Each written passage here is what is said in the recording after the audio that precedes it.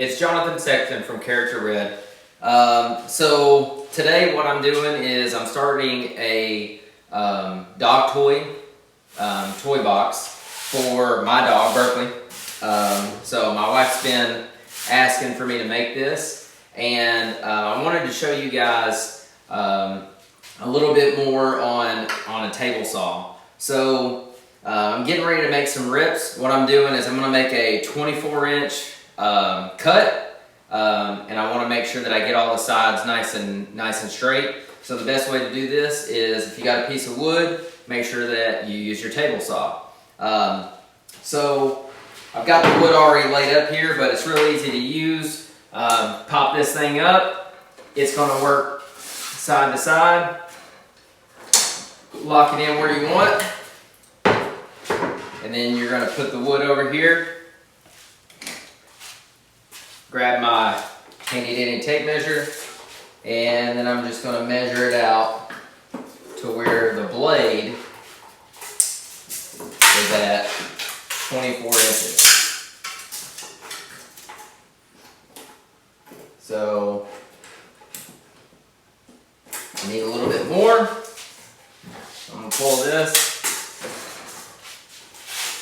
lock her back down.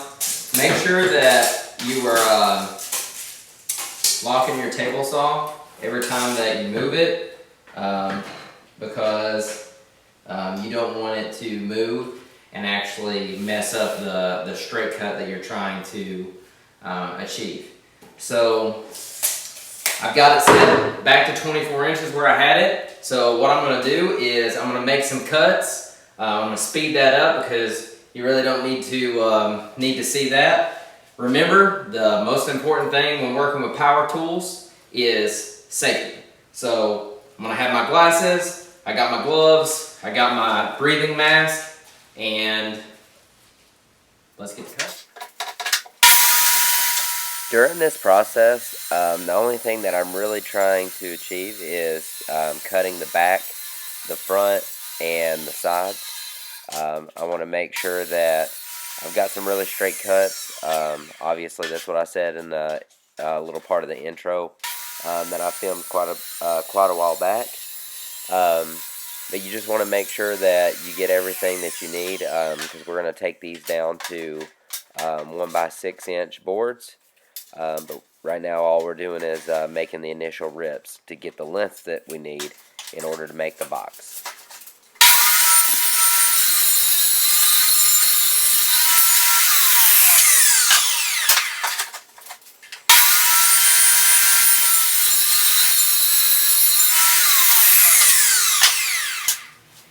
Alright guys, during this portion, we've already made our cuts. We've got everything down to 1x6s, and now we're actually going to make the 45-degree angle slots to where your dog is going to be able to actually get the toys out of the box, whatever toy they desire. So what you're going to do is you're going to cut. What I did was I marked a 3-inch spot on there. I'm going to put a 45-degree angle on one side, and then I'm going to bring it over, have another 45-degree angle on the opposite side, make that same cut. It's going to give me a nice 45-degree angle V. That should be a perfect spot for my dog to put his head in and grab whatever toys he wants.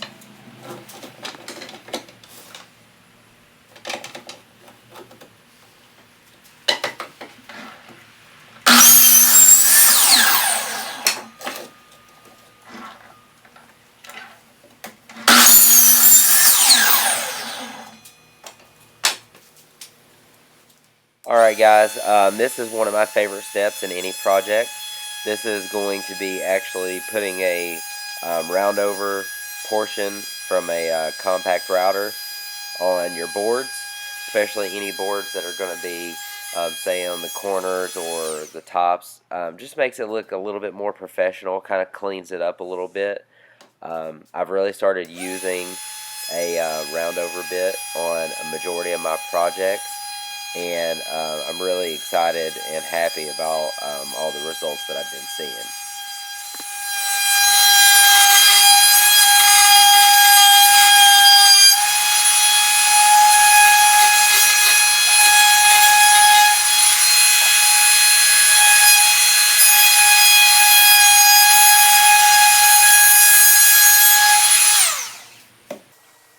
Alright, now when we get into assembly, um, there's a few things that I wish I would have redone when, or thought about when I was doing this. One, assembling it on the floor is a little wish-washy. It's not really that stable, and it absolutely destroyed my back. So I probably would have done that a little bit different. And then I also would have cut those boards a little bit more to length. The great thing about wood is it's so forgiving, so you never really have to worry too much about, extremely like jacking something up, because you can always sand something down. For me, it's always better, I feel, to have too much than to have too little, because um, like you see, I can sand it, I can chisel it, and then I can definitely cover it up with some trim, which is actually a part of the design that I wanted to do anyway. Um, I've already moved on to actually assembling the top portions. So as you saw in the earlier steps, this is where we cut out the 45-degree V-shapes. I was really excited about how this turned out, especially when I ran the round over bit over it. Um, once you sand this project, if you take sandpaper at 80, 120, or 180, whatever you prefer, then 220, it really puts a nice look on this thing. This toy box is really going to come together in the next steps, and I'm really excited for you guys to see how it turns out.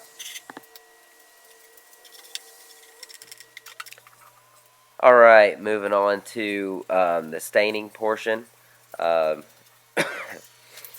most of you guys probably already know how to stain, so I'm not really going to spend a lot of time on it. I did use poplar as my trim of choice, because I found it stains pretty similar, and it also, I think it was just a little bit nicer style trim.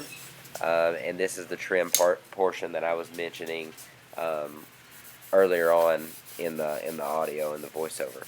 So I would like to take this opportunity to, if you haven't already, hit that subscribe button. Make sure that you're giving us some feedback. I'd really like to know if there's any projects you would like to see or like to have plans for.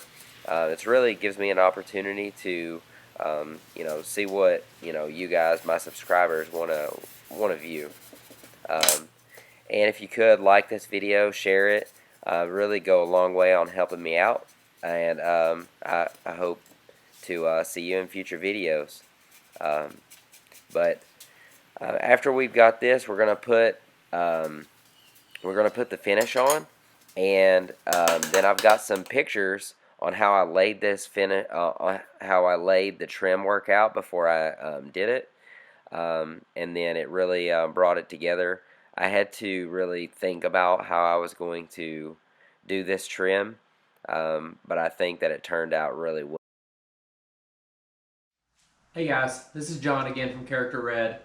So I was making a toy box for a dog, my dog Berkeley, and I was coming across an issue that a lot of people come across when they're putting on like handles and things like that. So I've got this really nice trim outlining this box that I've built, and I really don't want to mess it up, but I want to put these handles right here.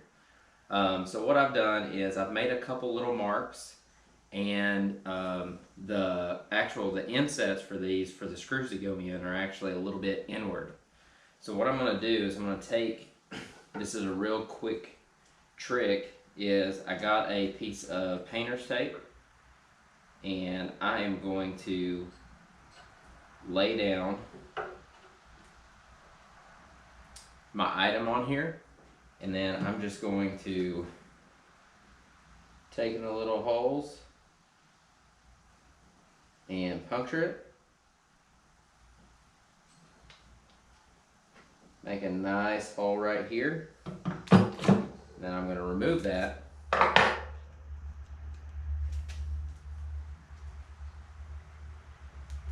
And put it right where I want this handle to go. So a couple things that this does, it allows me to make sure that this is straight, and it also allows me to get my holes exactly where the holes is on this piece. So last thing that I want to do is cut 3 or 4 holes in here, and then now I've got a botched up side. So quick tip, and we'll let you know how it turns out.